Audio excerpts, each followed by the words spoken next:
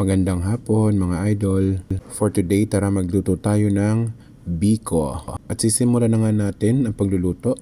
Nagpakulo na nga pala ako dyan ng gata. Ayan, intayin lang natin kumulo ang ating gata. Ayan. Mga lods, napakasimple nga lang pala na gagawin kong pagluluto ng biko na to. Ayan, halu-haluin lang natin yung gata, yung kulong-kulo at palabasin natin ng konti ang mantika. So isinunod ko na nga ang condensed milk na ube flavor. So ihalo lang natin ang condensed milk na ube flavor dyan sa ating pinukulang gata. Halo-halo lang hanggang sa maghalo na siya. At kung mapapansin nyo nga, thick na nga yung texture niya. At maya-maya lang ihulog na natin ang ating sinaing na malagkit. So ayan nga mga lods, halu-haluin lang natin, mekos-mekos lang yan at saka tansya-tansya lang. So haluin lang natin siya ng mga 15 to 20 minutes dahil hindi naman ito masyadong karamihan.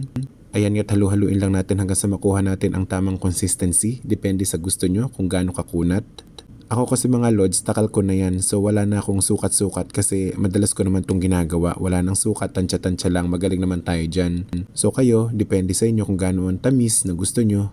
At since dito nga lang yan sa bahay, hindi na rin ako nagawa ng latik. Dahil tasty naman na yan, malasa na yan. Pero yung paglalagay ng latik, optional yan kung gusto nyo lang naman. So halu-haluin nga lang natin hanggang sa makuha nyo ang tamang consistency at inulit ko nga lang ulit. Patuloy nga lang sa paghalo hanggang sa mangawit ang iyong kilikili. At ayan na nga, ganyan lang ang consistency na gusto ko, medyo makunat lang.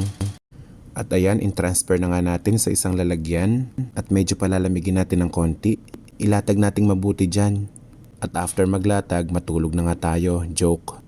Ganyan nga lang pala ko kasimpleng magbiko. Yun lang guys, maraming salamat. God bless.